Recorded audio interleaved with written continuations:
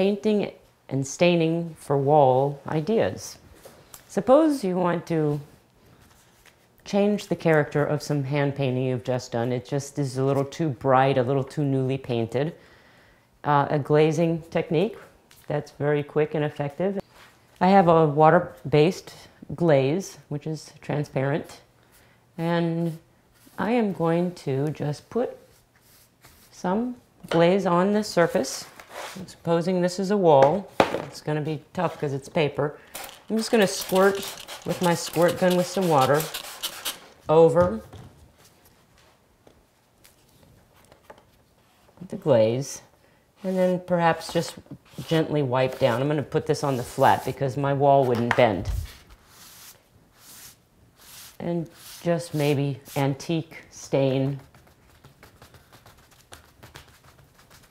until it loses some of the newness. And then we're using a sponge, whatever motion you like. You could go back and forth, you could blot, you could use the drippy method, even perhaps after it's dried, just if you want like a dripping stain look. Just experiment and have some fun with it. Painting or staining on some bright colors, let's say. This is it's a dimensional piece, so I'm going to be using an oil base so I have times to get the product on and then be able to remove it without it drying completely, because that's the idea. I want to remove it from these areas that are painted metallic. I don't want it to kill the metallics, but I want the stain to go into the cracks and crevices. Now, if you were using this technique on a wall, you could probably go back to using water-based because it's not dimensional. But suppose you've painted your wall some very bright colors, or you've added some very bright colors in a little girl's room and it's just a little bit too loud. Staining it is a very simple and quick solution to age the paint a little bit and make it a little more livable and just another dimension. I am going to apply this stain glaze to the area. You can see already how it's just knocking down that turquoise blue. That's why I started with the bright color.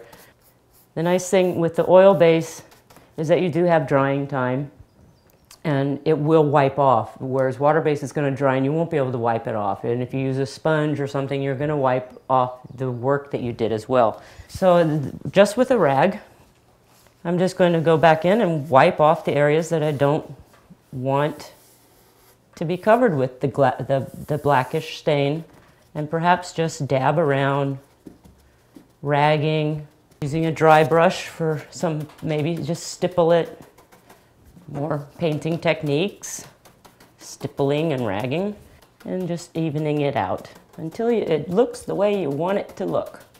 Another painting and staining concept for your walls would be the application of a glaze or a stain on textural plaster.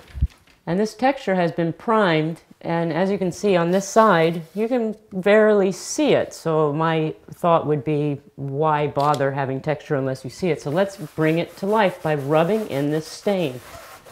The idea here is to cover all the surface, and then we're going to be removing it. If you're working in a water base, it's going to dry fairly quickly, so you want to either work with a team, or in this instance, I have stopping places with this faux grout line. And now I'm going to remove, with a wet sponge and a rag, a lot of the stain until it reaches the level that I would like for it to have. What I don't really want to see is heavy areas or overly stained, or things stuck up into the ceiling level. Just kind of work it out until it's evenly dispersed and you like the whole visual idea.